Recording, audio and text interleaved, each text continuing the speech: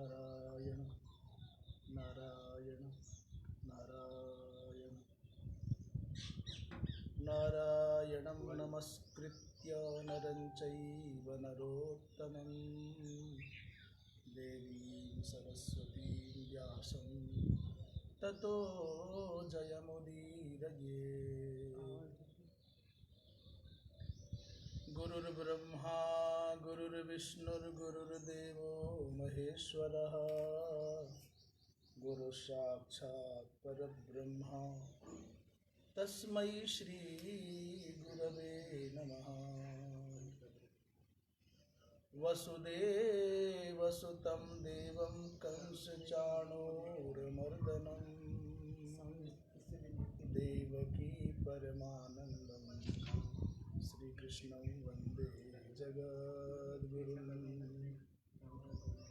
कृष्णाय वासुदेवाय हरये परमात्मने प्रणतः क्लेशनाशाय गोविन्दाय नमो नमः। ईश्वरो गुरुरात्मेति मूर्तिभेदविभागिने व्योमवद्व्याप्तदेहाय दक्षिणामूर्तये नमः। आए आज भगवद गीता के पंचम दिवसीय सभास्य और आनंदगिरी कृत टीका का सार संयुक्त अमृत प्रवाह प्रारंभ हो रहा है। कल प्रसंग चल रहा था, उस प्रसंग में दोनों सेनाओं के मध्य में भगवान कृष्ण ने अर्जुन का रथ स्थापित कर दिया।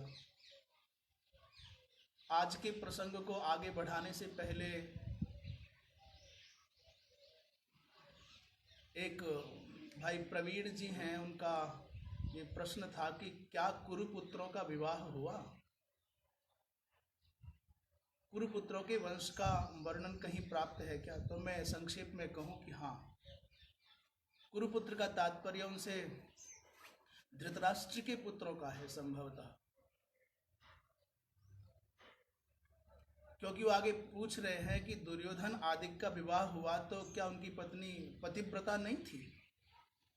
और यदि उनकी पत्नी पतिव्रता थी तो फिर दुर्योधन मारा कैसे गया? दो प्रकार के प्रश्न इसमें से निकल करके आ गए। एक तो क्या धृतराष्ट्र के पुत्रों का विवाह हुआ, और यदि हुआ तो क्या दुर्योधन आदि की पत्नी सती नहीं थी? और यदि सती थी तो फिर उसके रहते हुए, उसके सतीत्व के रहते दुर्योधन का वध कैसे हो गया? पहली बात तो ये कि हाँ, कौरवों का अर्थात धृतराष्ट्र के सभी पुत्रों का विवाह हुआ। दुर्योधन का भी हुआ, उनकी पत्नी का नाम भानुमति है और वो सती भी थी। तो क्या सती का पति मर सकता है? इसका उत्तर है हाँ। सती के सतीत्व के पुण्य बल से उसका सौभाग्य सुरक्षित रहता है, परंतु यदि सौभाग्य का सूचक उसका पति अनैतिक कर्म में प्रवृत्त हो जाएगा तो सती के पुण्य भी उसकी रक्षा करने में अक्षम हो जाएंगे। उदाहरण, त्रेता युग में भगवान राम और रावण के मध्य में युद्ध हुआ। उस युद्ध में लक्ष्मण और मेघनाद दोनों एक दूसरे के सामने हैं। दोनों का युद्ध चल रहा है युद्ध के मैदान में, परंतु संत और शास्त्र कहते हैं कि नहीं नहीं, केवल युद्ध के मैदान में युद्ध नहीं चल रहा है, अपितु लंका में रहने वाली सुलोचना अर्थात मेघनाद की पत्नी सती सुलोचना और अयोध्या में रहने वाली महाराज लक्ष्मण की पत्नी उर्मिला, इन दोनों के सतीत्व का भी युद्ध चल रहा है और दोनों के सतीत्व के आवरण से संरक्षित ये दोनों के दोनों युद्ध कर रहे हैं, परंतु सुलोचना का सतीत्व निर्दुष्ट है जैसे उर्मिला का है। परंतु अब देखा जाएगा कि लक्ष्मण के युद्ध का उद्देश्य क्या है और मेघनाद के युद्ध का उद्देश्य क्या है। अनैतिक आचरण करने वाले मेघनाद को इसलिए मरना पड़ा क्योंकि उसके युद्ध का उद्देश्य आत्म पोषण है, अहम पोषण है, अनैतिकता का, अनाचार का, पाप का संपोषण करना है। इसलिए सुलोचना का सौभाग्य नष्ट हुआ, वैधव्य का वर्ण करना पड़ा, क्योंकि उसके पुण्य की सुरक्षा, पुण्य के द्वारा सुरक्षित पाप पल रहा था, अनैतिकता पल रही थी। तो दुर्योधन की पत्नी भी सती है, परंतु आपके सत्व का बल बहुत काल तक अत्याचार का पोषण नहीं कर सकता, अनैतिकता का पोषण नहीं कर सकता। आखिर कभी तो पुण्य का बल क्षीण होगा और पाप के संरक्षण में लगेगा तो तीव्र क्षीण होगा। इसलिए दोनों प्रश्नों का उत्तर विवाह हुआ, परिवार भी था, महाभारत में वर्णन है, और उसकी पत्नी सती भी थी, और जैसा कि स्पष्टतया उल्लेख कर दिया। आगे चलते हैं। हमारे तुंगनाथ दुबे बहुत पूज्यपाद धर्म सम्राट जी महाराज का स्मरण करते हैं, हम उनका भी धन्यवाद करते हैं। आगे कथा में प्रवेश करें कि जब दोनों सेनाओं के मध्य में रथ खड़ा हो गया और बाबा भीष्म आदि को, आचार्य द्रोण आदि को देखा, तो अर्जुन का चित्त परिवर्तित हो गया। तत्रा पश्यत् स्थितान् पार्थ पितॄनथ पितामहान् आचार्यान् मातुलान् भ्रातॄन् पुत्रान् पौत्रान् सखींस्तथा श्वशुरान् सुहृदश्चैव सेनयोरुभयोरपि तान् समीक्ष्य स कौन्तेयः सर्वान् बन्धूनवस्थितान् कृपया परयाविष्टो विषीदन्निदमब्रवीत् दृष्ट्वेमं स्वजनं कृष्ण युयुत्सुं समुपस्थितम्। जैसे ही सामने बाबा भीष्म को और आचार्य द्रोण को देखा तो भावुक हो गए अर्जुन, और अपना बचपन याद आ गया। ये बाबा भीष्म वो हैं जो हमको प्रारंभ से, शैशव काल से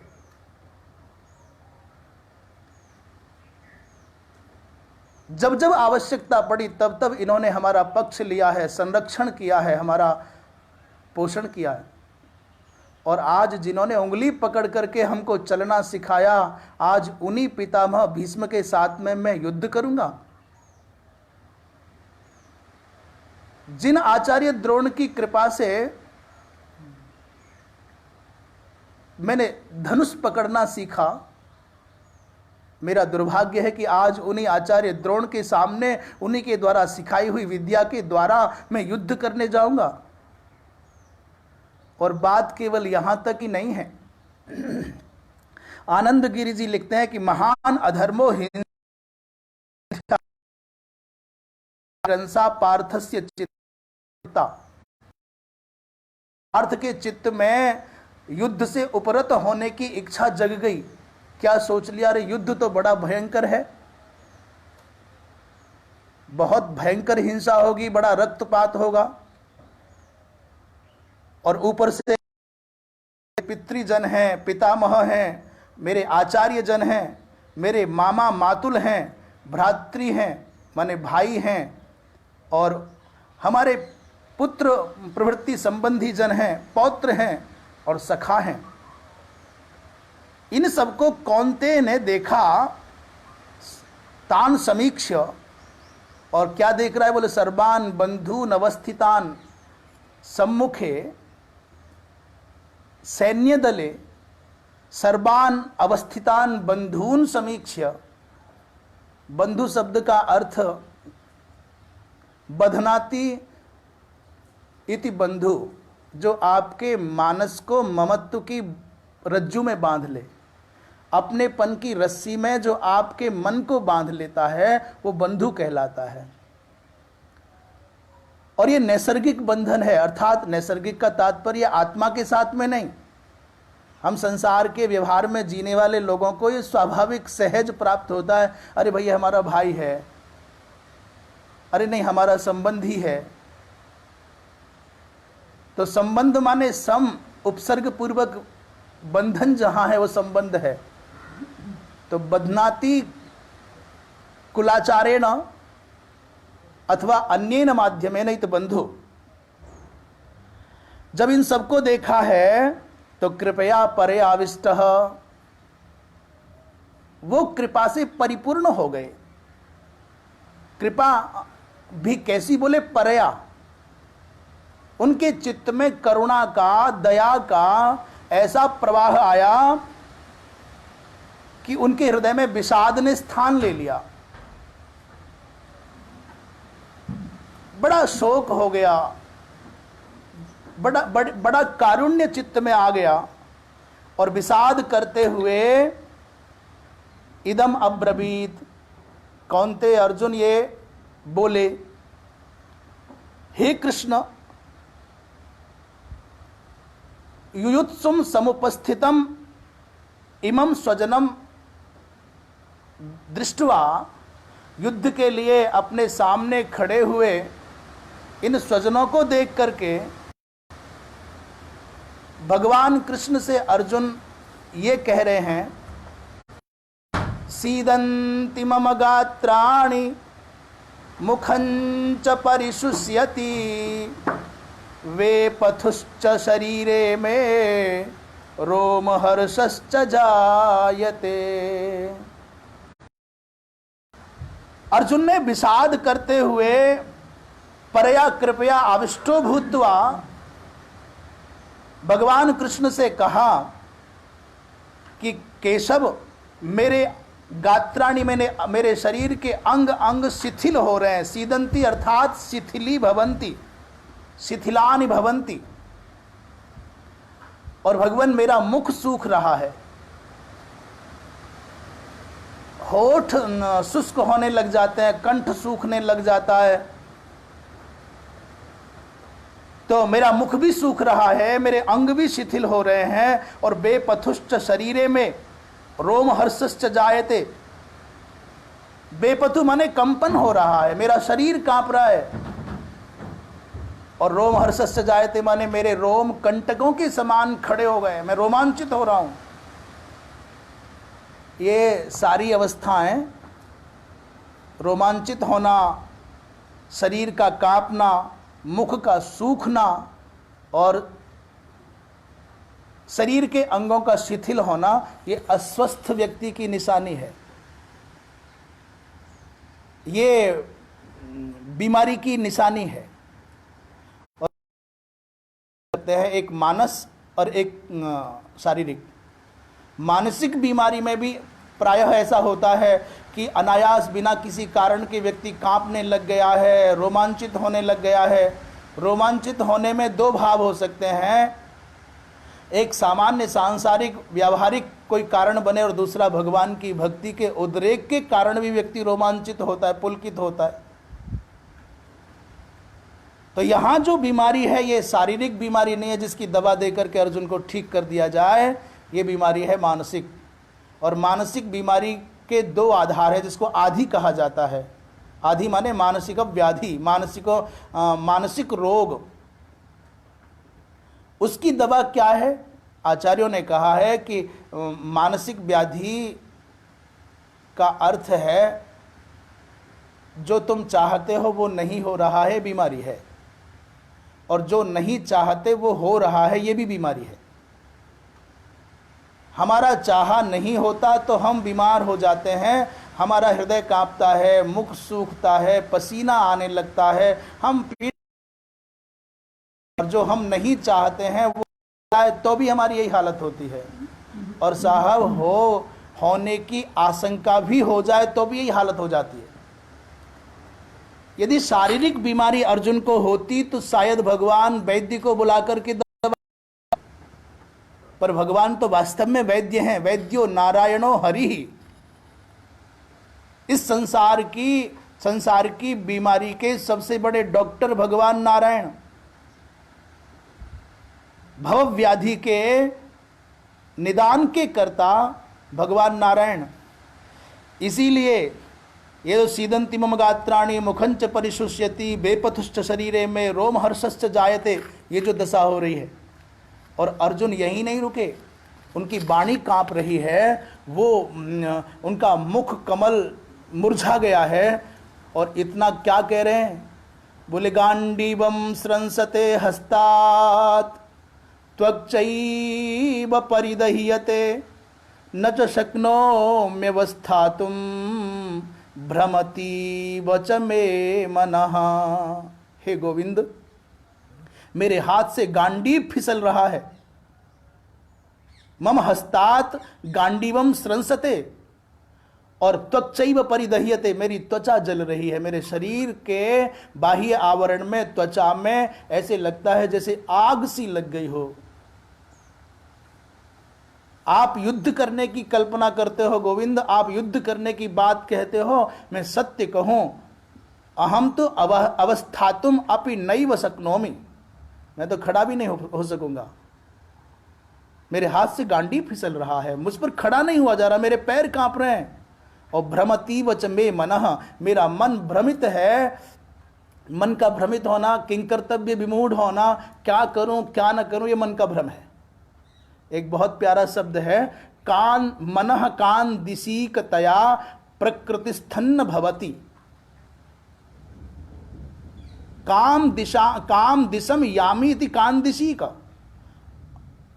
और तया कान दिशीक तया मनः, मैं किस दिशा में जाऊं, मैं क्या करूं, ऐसी जो मन की वृत्ति है उसको कानदिशी कहते हैं महाराज। इसलिए मेरा मन प्रकृतिस्थ नहीं है, स्वस्थ नहीं है, पीड़ित हूं, मैं निर्णय नहीं कर पा रहा हूं, मेरा मन भ्रमित हो गया है। और ये स्थिति केवल अर्जुन की नहीं है, संसार के इस समरांगण में संघर्षरत संभवतः प्रत्येक व्यक्ति के जीवन में प्रायः ये अवसर आते हैं, क्या करूं क्या न करूं, जाऊं कि न जाऊं, खाऊं कि न खाऊं, मिलूं कि ना मिलूं, दूं कि ना दूं, इनसे संपर्क बढ़ाऊं कि ना बढ़ाऊं।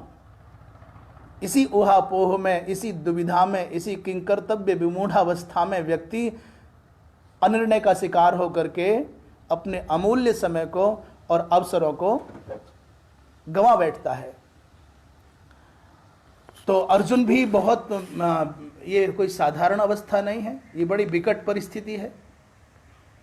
निमित्तानि च पश्यामि विपरीतानि केशव न च श्रेयोनुपश्यामि हत्वा स्वजनमाहवे। हे गोविंद, मैं विपरीत निमित्तों को देख रहा हूं। हे केशव, एतानि विपरीतानि निमित्तानि अहम पश्यामि, और मुझे कहीं श्रेय नहीं दिखाई दे रहा है। आहवे युद्धे, आहव में, युद्ध में इन स्वजनों को मार करके मुझको कहीं श्रेय का दर्शन नहीं हो रहा है। अर्थात वर्तमान काल में निमित्त विपरीत दिख रहे हैं, लक्षण विपरीत दिख रहे हैं। अर्थात यहाँ भी इनको मार करके जो हमको प्राप्त होने की संभावना है उसमें भी कोई सार नहीं है, और श्रेय इन स्वजनों को मार करके श्रेय की कल्पना करें, वो भी हमको नहीं लगता श्रेय की कल्पना भी सार्थक होगी। अच्छा, विपरीतानि निमित्तानि कानि सन्ति, क्या निमित्त विपरीत हैं? तो जो हम लोग जिनको कहते हैं शकुन होना, अपशकुन होना, स्वप्नादिक होना, और ये जो परिस्थितियां बनती हैं कि चलते हुए कोई छींक दिया, बाएं से छींका कि दाएं से छींका कि सामने छींका, हम घर से निकलते हैं, कोई जलपूरित घट लेकर के सौभाग्यवती माँ आ गई, जो प्रशस्त पशु पक्षी हैं वो हमारे दाएं भाग से निकल जाएं, जो अप्रशस्त निंदित पशु पक्षी हैं वो हमारे बाएं से निकलें, अथवा दोनों में परिवर्तन। तो क्या शकुन है, क्या अपशकुन है, क्या लक्षण है, ये क्या संकेत कर रहे हैं आने वाले कल के लिए, हमारी कार्य सिद्धि या असिद्धि के लिए, ये भी एक बहुत बड़ा विज्ञान है। और इसकी चर्चा अग्नि पुराण में, अन्य आदिक में बहुत है। वाल्मीकि रामायण में जब भगवान राघवेंद्र सरकार का विवाह संपन्न हो गया और विदा होकर के चलने लगे जनकपुर से अयोध्या की ओर, तो बड़े विचित्र विचित्र वहां पर शकुनों का, लक्षणों का वर्णन है। उन शकुनों को देख करके वशिष्ठ जी महाराज ने कहा, राजन संकट तो आएगा परंतु टल जाएगा। और संकट का स्वरूप क्या हुआ बाद में? परशुराम जी महाराज आए परीक्षा लेकर के, फिर सब सौमनस्य हो गया और विदा हो गए। तो ये जो शकुन शास्त्र है ये भी ऐसे ही नहीं है, कोई कल्पना पर आधारित नहीं है। ये बड़े बड़े ऋषियों महर्षियों के द्वारा अनुसंधान परक विज्ञान पर आधारित है। भौंकने वाले कुत्ते को मारना समाधान नहीं है, वो तो बेचारा आपके जीवन में घटने वाली घटना का संकेतक मात्र है, वो तो दूत मात्र है, तुम समझो या ना समझो। जैसे दूत को मारना उचित नहीं है, वैसे ही लक्षणों का दर्शन हो, अपशकुन आदिक हो, तो उसके कारक को मारना ठीक नहीं। जैसे साहब बिल्ली कहीं रास्ता ना काट जाए तो मार दीजिए बिल्ली को, या पकड़ करके बंद कर दीजिए, ये समाधान नहीं है। अस्तु, तो विपरीत लक्षण क्या है? बोले बाम नेत्र स्फुरणादीनि, मेरी बाई आंख फड़क रही है। और दूसरा भाव्यर्थ सूचकानि इहलोक साधनानि विपरीतानि अनिष्ट हेतून, हमें देख रहे हैं गोविंद। इसलिए मेरे मानस से, मेरे मन से यदि विचार करूं, मैं स्वयं के स्तर पर सोचूं, तो मुझे तो इस युद्ध में कोई लाभ नहीं दिख रहा है। और गोविंद आप कहो या अथवा कोई और प्रश्न करे भाई युद्ध तो सारी दुनिया में होते ही है और विजयी हो जाने पर राज्य मिलता है, सुख मिलता है, तो गोविंद ऐसा राज्य भी मुझको नहीं चाहिए, ऐसी विजय भी मुझको नहीं चाहिए कि शत्रु को तड़प करके मरते हुए देखने पर बड़ा आनंद होता है, वो आनंद भी नहीं चाहिए। न शत्रु पर विजय चाहिए, न मुझको राज्य चाहिए। अच्छा एक बात तो बताओ, मैं इस गोविंद इस राज्य का क्या करेंगे? इन भोगों का, इस जीवन का भी क्या लाभ होगा? न कांक्षे विजयं कृष्ण न च राज्यं सुखानि च किन्नो राज्येन गोविंद किं भोगैर्जीवितेन वा। ये विजय भी नहीं चाहिए, ये संसार के उपलब्ध होने वाले जो नाशवान सुख हैं इनमें भी मेरा मन प्रवृत्त नहीं हो रहा है, नहीं चाहिए। इन मिथ्या क्षणिक सुख देने वाले भोगों का भी क्या प्रयोजन है और क्या होगा गोविंद इस जीवन का? क्यों ये प्रश्न उठा भाई, क्यों मना कर रहे हो सुख के लिए, क्यों मना करते हो राज्य के लिए, क्यों मना करते हो विजय के लिए? विजयी होने पर लोग हर्षित होकर के शोभा यात्रा निकालते हैं, जय जयकार होती है, अभिनंदन होते हैं, तो विजय कितना सुख देती है और अपने लोगों को कितने हर्ष का कारण बनती है।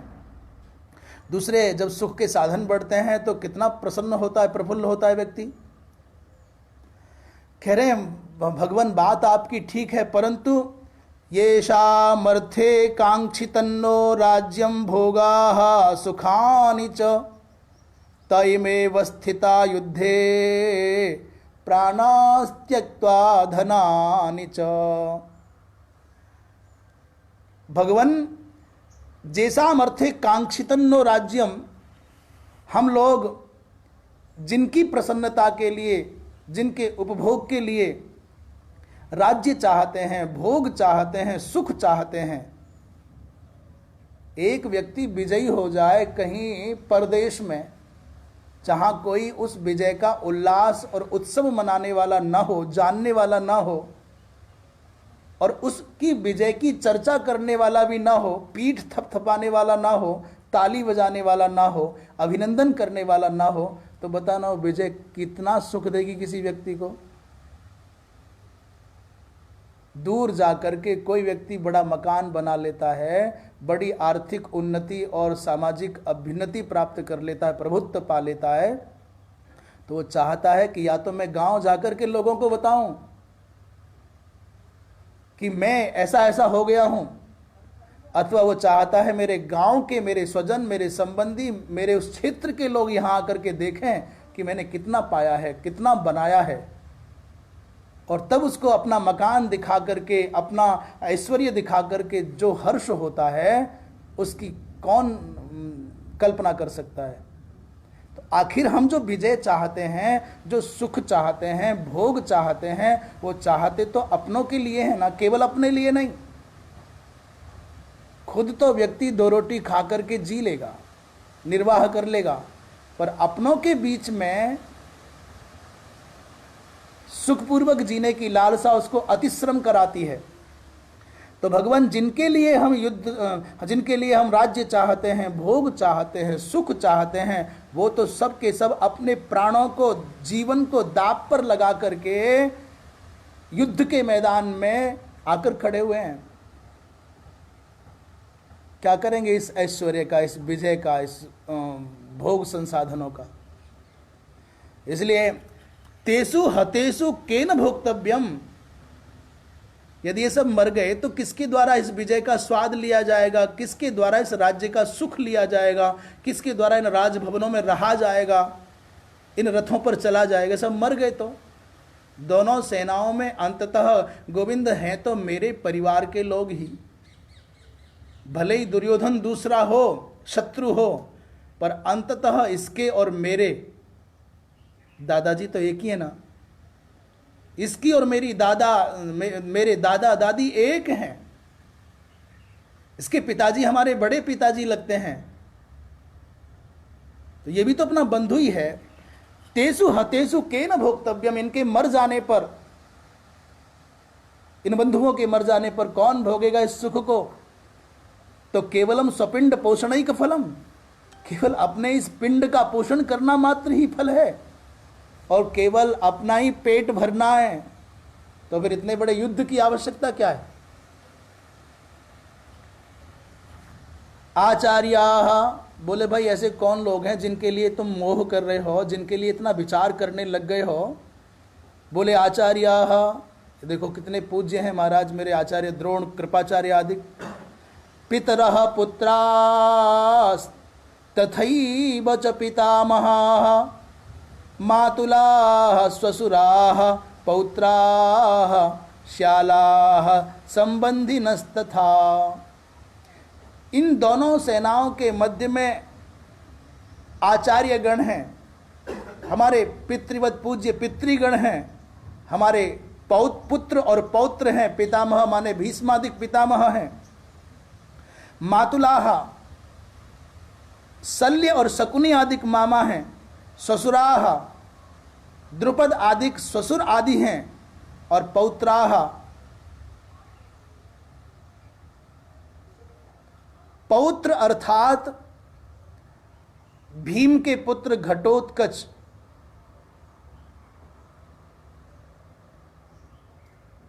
अथवा दुर्योधन के पुत्र और तत्संबंधी पौत्रादिक। श्यालाः धृष्टद्युम्नादि साले आदि, और भी अन्य संबंधी से तात्पर्य होता है जो हमारी कुल परंपरा में पिताजी से, दादाजी से जो जुड़े आए हैं, अनुराग रखने वाले हैं वंश परंपरा के साथ, ऐसे राजा लोग।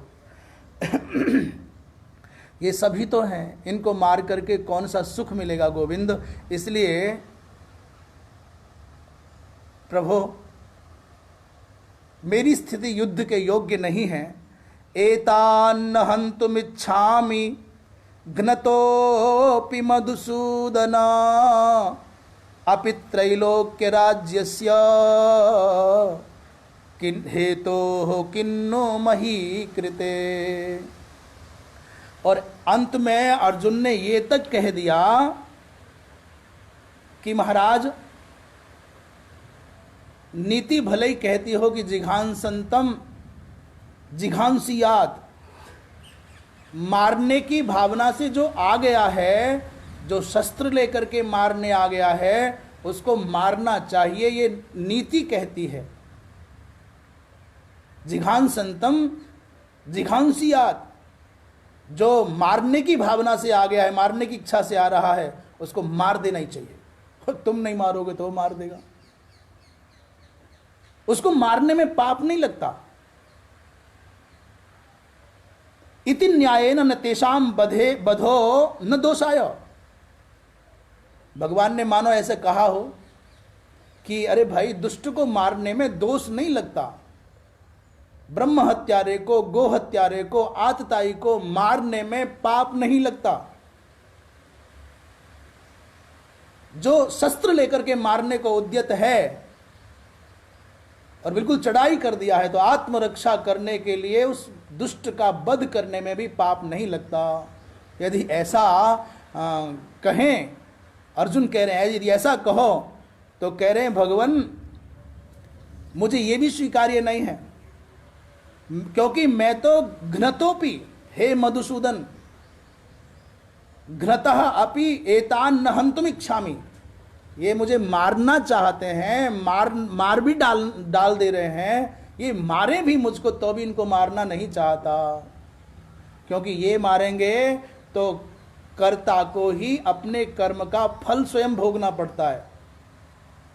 ये मारेंगे तो इनको मारने का पाप लगेगा, ये फल भोगेंगे, और मैं मारूंगा तो मुझको मारने का पाप लगेगा, मैं फल भोगूंगा, तो मैं इस हिंसा रूपी पाप का फल स्वयं क्यों भोगूं? इसलिए ये मुझको मार भी देंगे तो कर्म के सिद्धांत के अनुसार दोष इनको लगेगा, मुझको नहीं लगेगा।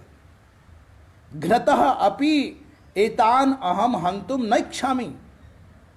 ये मारने के लिए भी आ गए तो भी नहीं मारूंगा। और आप यदि कहो कि भूमि का राज्य मिलेगा, निष्कंटक राज्य मिल जाएगा, अखंड भूमंडल के सम्राट हो जाओगे, तो साहब मैं बताऊं आपको, मेरे मन में कोई लोभ नहीं है। हस्तिनापुर की सत्ता की बात छोड़िए, मैं सत्य कहता हूं, समग्र धरती के साम्राज्य की बात छोड़िए, तीनों लोकों का राज्य भी प्राप्त होने की बात हो तो भी मैं युद्ध नहीं करूंगा, मैं इनको नहीं मारूंगा। अपि त्रैलोक्य राज्यस्य हेतो किन्नु मही कृते। ये कैमुतकन न्याय है। पृथ्वी के राज्य की तो बात क्या, यदि त्रैलोक्य का राज्य भी मिले, उसके लिए भी मैं युद्ध में इन सबको, अपने भाइयों को, बंधुओं को नहीं मारूंगा। और अब थोड़े से प्रश्न करने की मुद्रा में आ गए गोविंद। निहत्य धार्त राष्ट्रान्न का प्रीति स्यात् जनार्दन, पापमेवाश्रये दस्मान् हत्वैतानाततायिनः।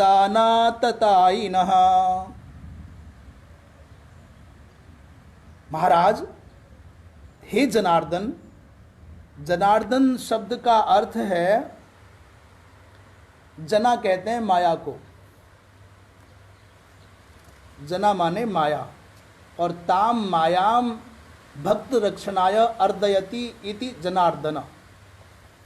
उस माया को भक्त की रक्षा की भावना से जो शिथिल कर दे, मारना माने शिथिल करना, क्योंकि माया हो तो मारी जाए। माया का भ्रम है, आवरण है, तो उस माया के भ्रम को, आवरण को जो शिथिल कर दे, वो जनार्दन।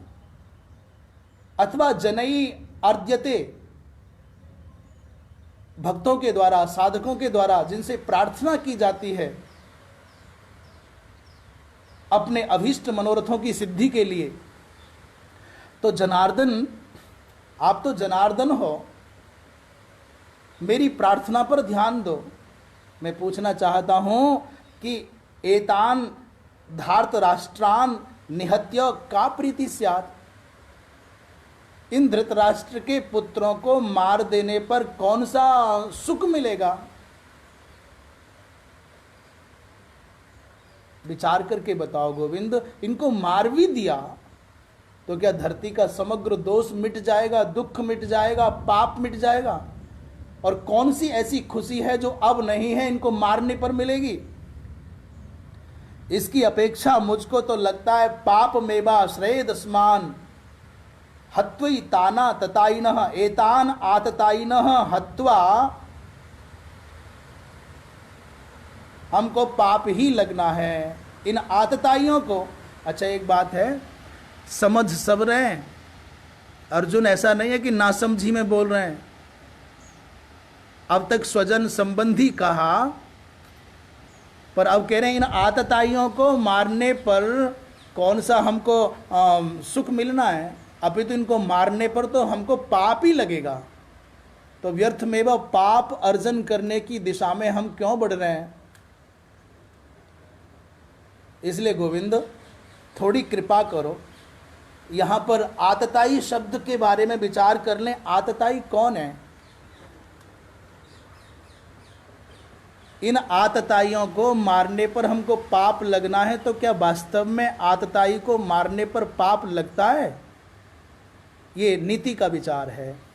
स्मृतिकारों ने, नीतिकारों ने क्या कहा है उस पर विचार करें कि आतताई कौन है। बोले आततेन विस्तीर्णेन शस्त्रादिना आयितुम शीलम यस्य,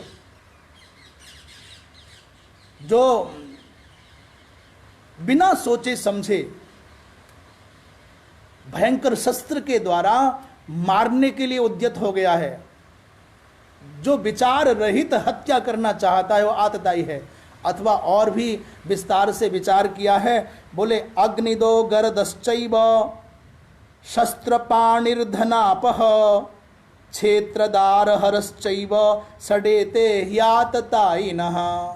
6 लोगों को आतताई कहा जाता है। अग्निद माने खेत में, गांव में, किसी के घर में बिना किसी कारण के आग लगा देने वाला, द्वेष पूर्वक, प्रतिशोध की भावना से और ईर्ष्या के कारण खेत में आग लगा दी। लोग गन्नों के खेतों में आग लगा देते, खड़े खड़े गेहूं में आग लगा देते, झोंपड़ियों वाले संकुल में आग लगा देते। जो धान्य रास बोलते हैं वह इकट्ठा किया जाता है, समग्र खेत का धान्य काट करके।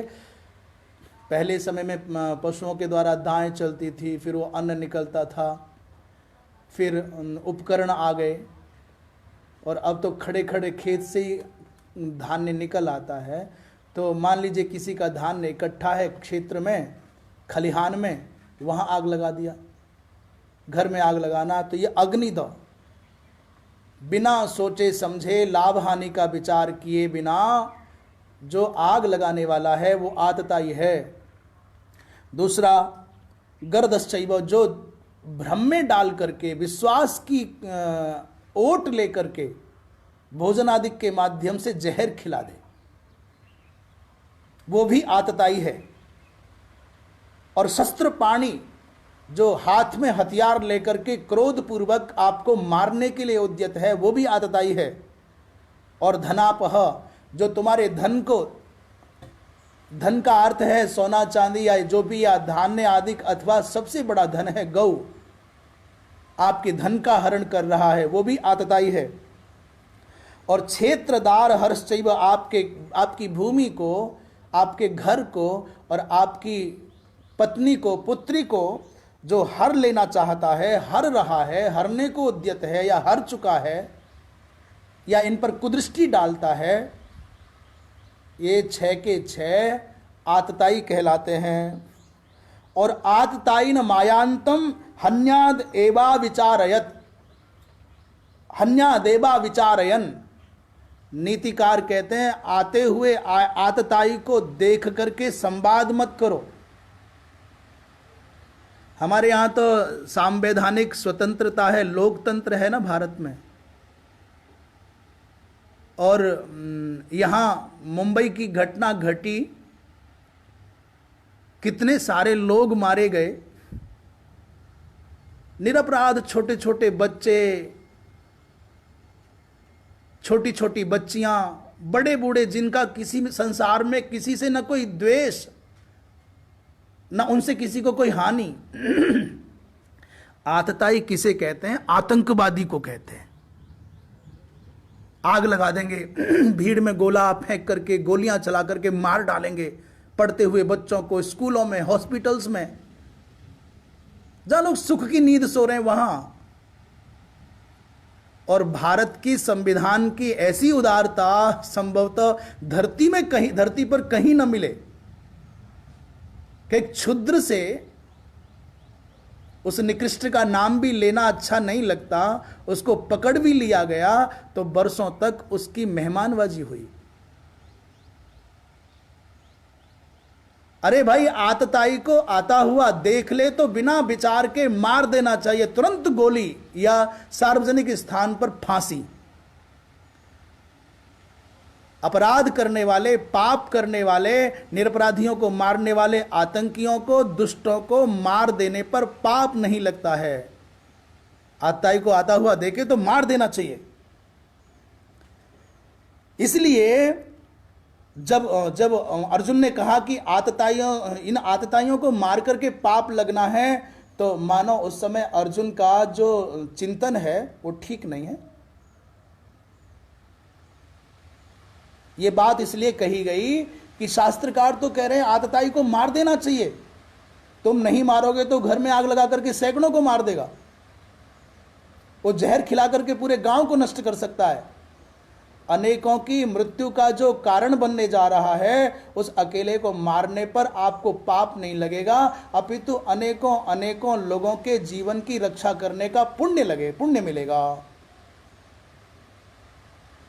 जैसे गोहत्यारे को मारने पर पाप नहीं, ये सरकार भले ही सजा दे पर पाप नहीं लगेगा। क्यों?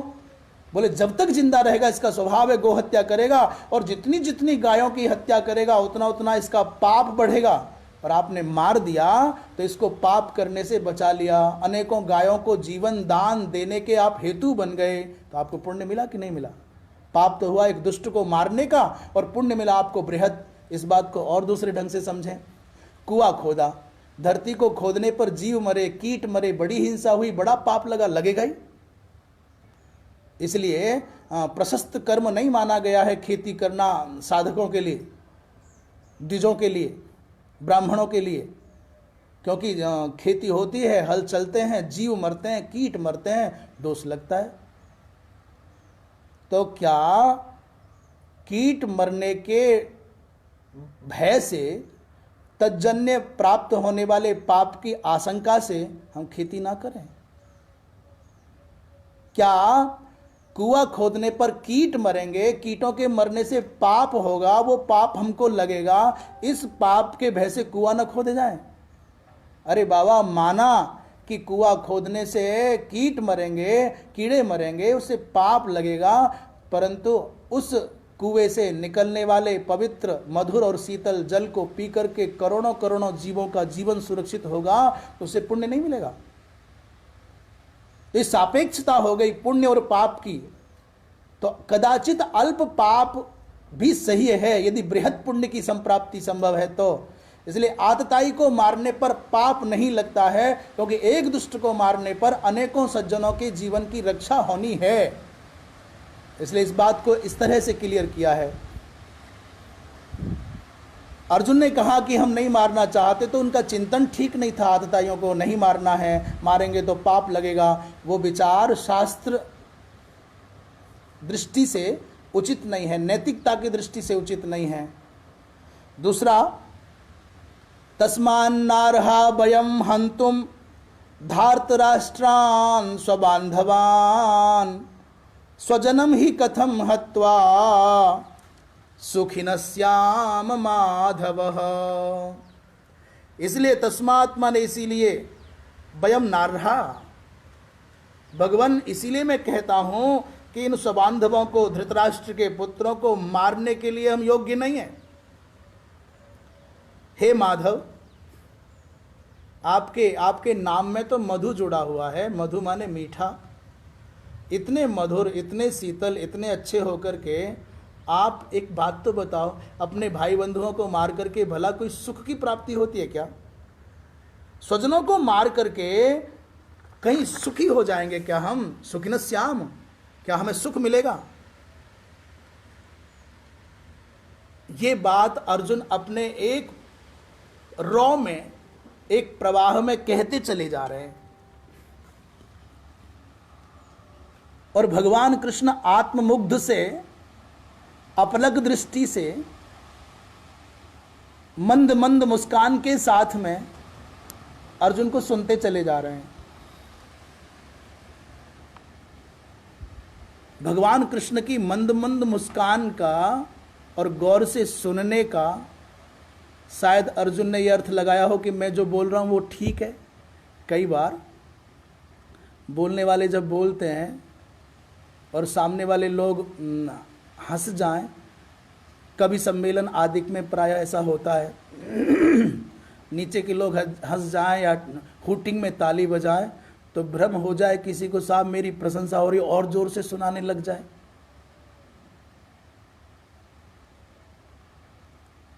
आज शायद जीवन में पहली बार अर्जुन ने इतने ज्ञान की बातें की हों भगवान कृष्ण के सामने, और खुद अपने मन में मुग्ध होकर के मगन हो रहे हों कि कृष्ण मुस्कुरा रहे हैं, माने मैं सही बोल रहा हूं। और बातें सारी की सारी सुनने पर, ऊपरी तौर पर बड़ी मनोरम है, बड़ी आकर्षक हैं, बड़ी विचारपूर्ण हैं। एक भी बात ऐसी नहीं है जो मानवता के विरुद्ध जा रही हो, एक भी बात ऐसी नहीं है ऊपरी तौर पर जो नैतिकता के विरुद्ध जा रही हो। सब की सब बातें बहुत आकर्षक, बहुत मधुर और बहुत विचारपूर्ण लग रही हैं। और भगवान कृष्ण अपलक दृष्टि से लगातार सुन नहीं रहे, मानो पी रहे हैं और मुस्कुरा रहे हैं। तो अर्जुन को मानो लगा हो कि बात तो मैं सच कह रहा हूं, इसका असर इन पर पड़ेगा जरूर। पर मैं आपको सावधान करूं, कभी जब आपके जीवन में ऐसा अवसर आए कि कोई व्यक्ति प्रतिवाद किए बिना, विरोध किए बिना चुपचाप आपके सारे आक्षेपों को सुनता जाए, तो समझ लेना वो तुमसे बहुत अधिक गंभीर और बहुत अधिक चालाक है।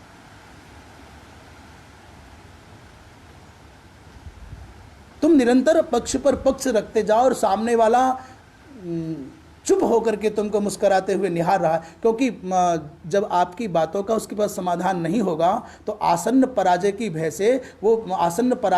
से वो बेचैन होगा, आंखों में बेचैनी होगी, मुस्कुराहट गायब हो जाएगी, या तो क्रोध आएगा, असहमत व्यक्ति को या तो क्रोध आएगा और असमाधान की अवस्था में या उद्विग्न हो जाएगा। पर वो शांत भाव से उसकी आंखें मुस्कुराती हों, उसके चेहरे पर सौम्यता हो और लगातार आपको सुन रहा हो, तो समझ लेना कि कहीं ना कहीं वो आपसे गंभीर है। एक प्रश्न उठता है, बड़ा स्वाभाविक है। अर्जुन बड़े ज्ञानी हो गए और मुझे स्मरण आता है संभवतः ये चर्चा ज्ञानेश्वरी में कहीं है या कहीं अन्यत्र होगी, इसलिए संभवतः पद का प्रयोग किया है कि अर्जुन आज युद्ध के मैदान में पहली बार आए क्या? मैं आप सबसे भी निवेदन करूं, आप भी विचार करके देखना, क्या जीवन में पहला युद्ध है अर्जुन का ये? क्या इससे पहले कभी रक्तपात नहीं हुआ? क्या इससे पहले कभी लोगों को नहीं मारा अर्जुन ने?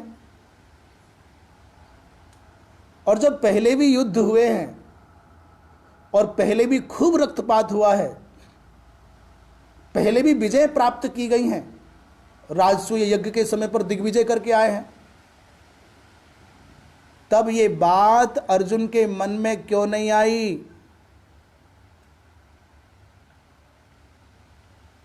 कि युद्ध करने से पाप लगना है, इनको मारने से पाप लगना है, क्या करेंगे राज्य का, क्या करेंगे इन भोगों का, क्या करेंगे जीवन का? इसी अर्जुन ने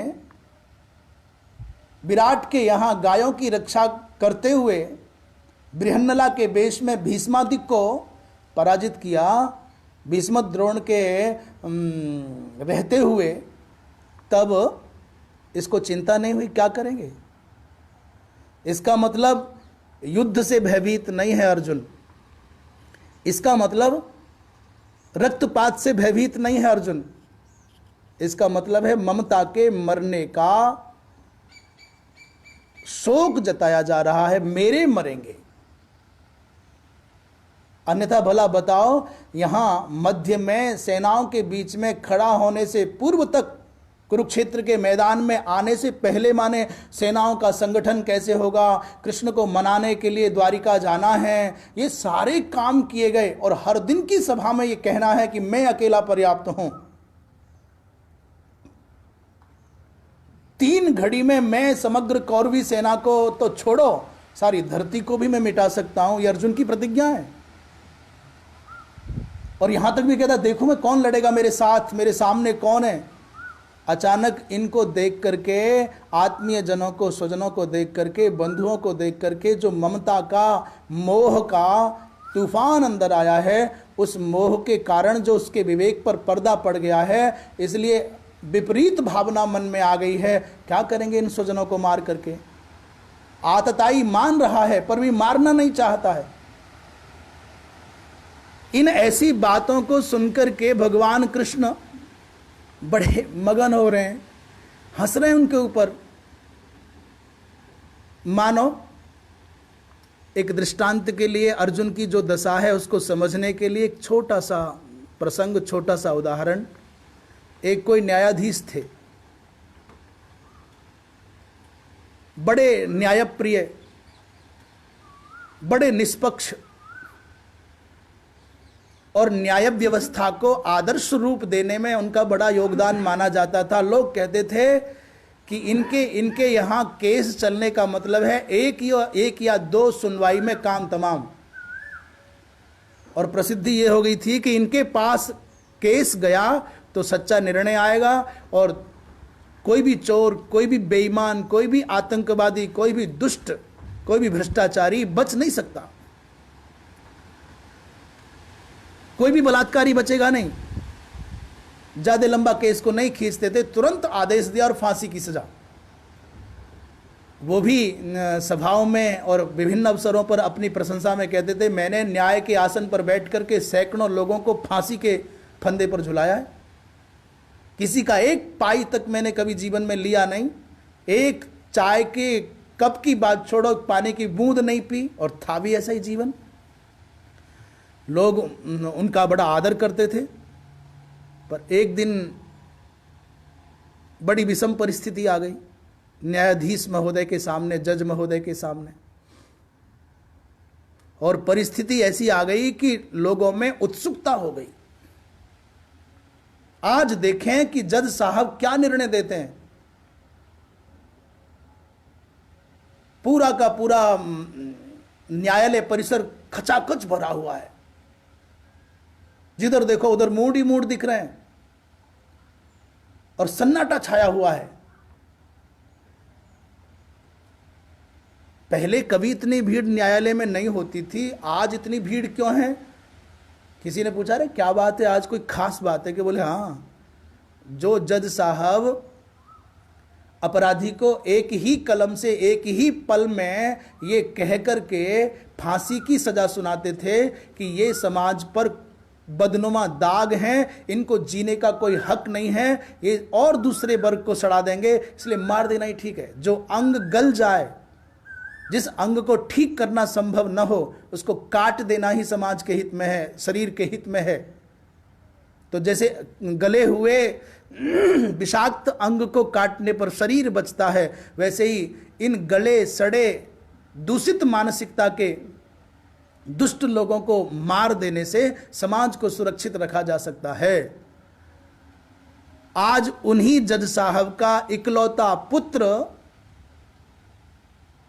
किसी की हत्या के आरोप में अपराधी बनकर के कटघरे में खड़ा है, तो आज देखना है कि न्यायाधीश महोदय, जज साहब क्या निर्णय देते हैं। बात समझ में आ गई ना? इसलिए पूरे नगर में ये आग की तरह से बात फैल गई है, इसलिए लोग देखने के लिए आए कि निर्णय क्या होता है।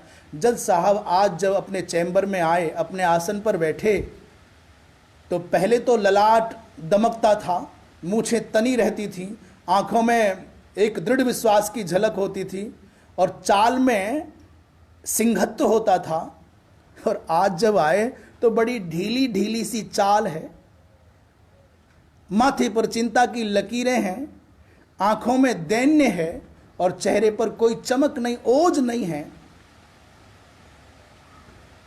पहले कभी आते थे तो हाथ में लेखनी ऐसे चमकती थी जैसे कोई खड्ग हो, और आज जब उन्होंने लेखनी पकड़ी तो हाथ कांप रहा है, लेखनी कांप रही है, कागज फिसल जा रहा है। अपने सामने अपराधी को देख करके खूंखार सिंह के जैसे दहाड़ने वाले जज साहब आज अपराधी को तो देख रहे हैं। जज साहब वही हैं, कटघरा भी वही है, अपराधी भी वैसा ही कोई खड़ा है, परंतु न तो स्वर में वो सिंहत्व है, न भाल मंडल पर वो देदीप्यमान आभा है, और ना ही उनमें कोई ओज और जोश दिखता है। उन्होंने कलम कागज पर रख दी और चिंता की भावना से विचार पूर्वक प्रवचनकार की तरह से उपदेशक बन गए। भाइयों बहनों, मैं सभी अधिवक्ताओं से, न्यायवेत्ताओं से, संविधान के मर्म को जानने वालों से और आप सब समाज के सुबुद्ध जागरूक जनों से एक निवेदन करना चाहता हूं, प्रार्थना करना चाहता हूं, एक मन का प्रस्ताव रखना चाहता हूं।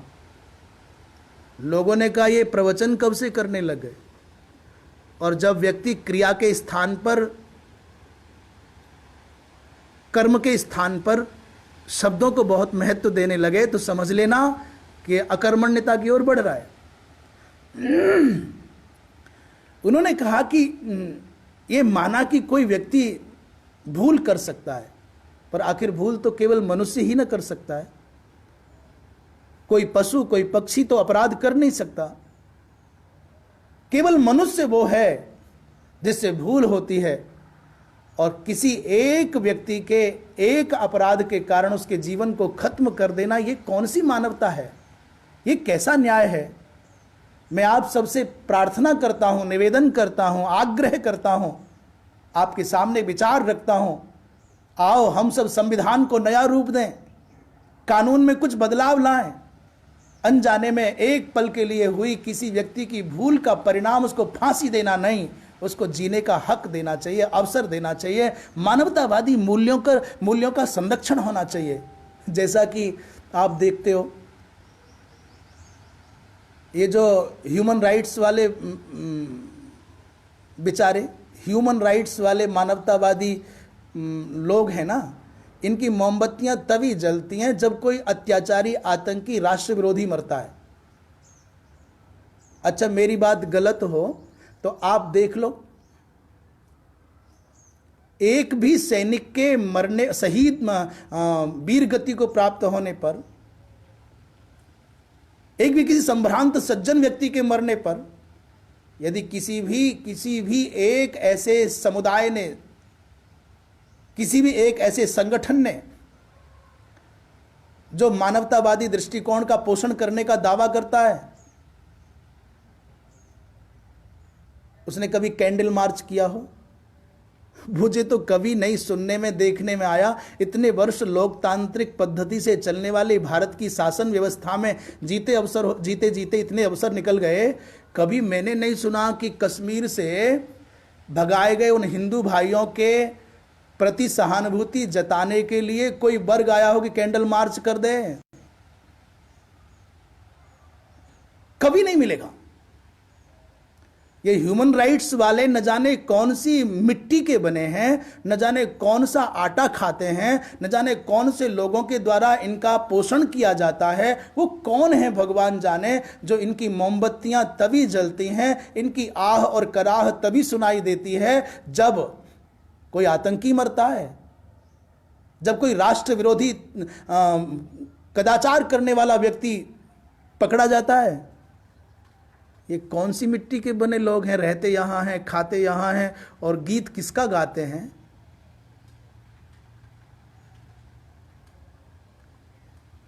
ये बात चल गई, न्यायाधीश महोदय भी ह्यूमन राइट्स की बात करने लग गए, मानवतावादी संरक्षण की बात करने लग गए, और विचार बहुत अच्छे थे, बड़े विचारपूर्ण थे, बड़ा सुंदर विवेचन था, परंतु लोग उनकी बात नहीं सुन रहे। लोगों में कानाफूसी हो गई, खुसफुसाहट होने लग गई। बोले आज तो ये यहाँ न्यायाधीश की जगह बाबा किसने बिठा दिया प्रवचन करने के लिए? अरे बोले अपना बेटा खड़ा है, इसलिए ये आज न्यायाधीश जज नहीं बोल रहा है, ये बाप बोल रहा है। इस गद्दी पर बैठ करके पिता आ गया है, इसलिए ऐसे प्रवचन कर रहा है। जबकि पिता आदिक संबंध तो घर की सीमा में निभेंगे, कार्य क्षेत्र में ये संबंध नहीं चल सकते। कैसा हमारा भारतवर्ष रहा, कैसे यहाँ के आदर्श सच्चरित्र महापुरुष रहे। धन्य है वो चाणक्य जो राजकोष से प्राप्त होने वाले तेल का प्रयोग राजकीय कार्य के लिए करते हैं। 2 प्रकार के दीपक रखने वाले यहाँ के मंत्रियों प्रधानमंत्रियों का कैसा आदर्श चरित्र रहा है। मेरा स्वयं का कार्य है, मेरा व्यावहारिक कार्य है, मेरा व्यक्तिगत कार्य है, तो मेरे परिश्रम से अर्जित तेल के द्वारा दीपक जलेगा। उस दीपक के उजाले में मैं अपना काम करूंगा, और जब राज्य का कार्य होगा तो मैं राजकोष से मिलने वाले अनुदानित उस तेल का प्रयोग करूंगा, उस तेल से जलने वाले दीपक के प्रकाश का प्रयोग करूंगा। कहाँ तो इतनी सूक्ष्म विवेचना, और कहाँ ये बंदरबांट फ्री में सब लुट रहा है। उस न्यायाधीश की बात को सुनकर के लोग कहने लगे कि आज पुत्र सामने खड़ा है तो इसकी आंखों में पुत्र का मोह आ गया है, इसके विचारों में ममता आ गई है, इसलिए न्याय नहीं कर पाएगा। महाराज फांसी न दे सका और कलम गिर गई और सर लटक गया। जैसी दशा उस न्यायाधीश की हुई, उसका परिणाम पता है क्या हुआ? अगले दिन अखबारों में जो निकला हो, पर समाज में हो गया कि ये दूसरे के जो पहले जो अपराधी आते थे वो किसी के बेटे नहीं थे क्या? वो मनुष्य नहीं थे क्या? जैसे पहले के अपराधियों को फांसी की सजा सुनाता था, आज क्यों नहीं करता है? तो लोगों ने जैसे उस जज के ज्ञान को उपहास का कारण माना, उस जज का अपयश हुआ, बदनामी हुई और लोगों की नजर से गिर गया। आज ठीक वही दशा विचार करो अर्जुन की नहीं है क्या? शोक मोह के बवंडर में फंसे हुए अर्जुन की दशा कैसी है जान रहे हैं? उस न्यायाधीश के जैसी। आज से पहले बहुत युद्ध किए, बहुत लोगों को मारा है, पर कभी मोह नहीं जगा। आज अपने भाई बंधुओं को सामने खड़ा देखता है तो उनको मारने में डर लगता है, क्योंकि जान रहा है कि आतताई हैं। धर्म यही कहता है कि आतताई अपना भाई भी हो तो उसको मार देना चाहिए। न्याय हेतु दंड देना, भाई को भी दंड देना, ये बुरा नहीं है, पाप नहीं, अच्छा है। इसलिए अर्जुन की इन बातों पर भगवान को बड़ा आश्चर्य आया होगा। सुन रहे हैं और अर्जुन लगातार आगे बढ़कर के बोलते चले जा रहे हैं। यद्यप्येते न पश्यन्ति लोभोपहत चेतसः कुलक्षय कृतं दोषम मित्रद्रोहे च पातकम। हे गोविंद, यद्यपि ये लोग जो लोभोपहत चेत वाले हैं, ये कुलक्षय कृत दोष को नहीं देख रहे हैं, मित्रद्रोह जन्य पातक को नहीं जान रहे हैं, ये नहीं देख रहे हैं, पर हम तो देख सकते हैं ना।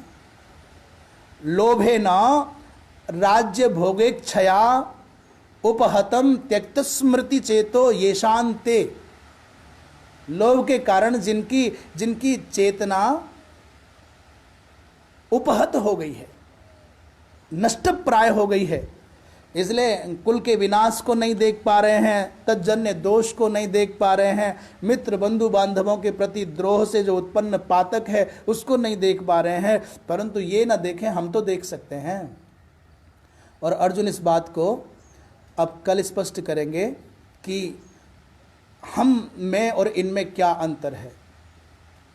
ये नहीं देख पा रहे हैं तो ना देखें, पर हम क्यों देख सकते हैं? क्या अंतर है, क्या विशेषता है हम में? अपनी ज्ञान के बारे में, अपने अनुभव के बारे में और भगवान कृष्ण के रहते हुए मानो कहना चाहते हैं हम समझदार हैं, ये तो नासमझ हैं, ये लोभाभिभूत हैं और हम लोभ से परे आदिक आदिक। तो किन भावों से प्रेरित होकर के ऐसा कह रहे हैं कि ये नहीं देखते तो अस्मा भी तो हमको तो बच जाना चाहिए, हमारे द्वारा तो बचा जाना चाहिए। इससे पहले हमको ऐसा संकेत मिला था कि देवेश जी कुछ निवेदन करेंगे और मैं भी एक बात कहूँ कि यदि किसी को एतद विषयक कोई प्रश्न मन में उठता हो, जिज्ञासा मन में उठती हो, तो कृपया टिप्पणी के माध्यम से अपना प्रश्न यहाँ प्रस्तुत कर सकते हैं। यथासंभव भगवान के अनुग्रह से, प्राप्त सद्गुरु की कृपा से, जो भी शास्त्रों का यथासंभव बल प्राप्त हुआ है उसके द्वारा समाधान करने का प्रयत्न किया जाएगा। तो मैं देवेश जी से आग्रह करूं कि वो अपना निवेदन करें। जो भी महानुभाव महाराज श्री जी के YouTube चैनल से जुड़ना चाहते हैं, वह समर्थ श्री नाम से YouTube चैनल है और ये जो आप लाइव देख रहे हैं इसके नीचे ही इसका लिंक दिया गया है, उसको सब्सक्राइब करके महाराज श्री जी के YouTube चैनल से जुड़ सकते हैं। उसमें आपको विदित भागवत कथा, गीता पाठ, अन्य प्रकार के वीडियो महाराज श्री जी की अमृत परावाणी से आपको प्राप्त होंगे। हर हर महादेव।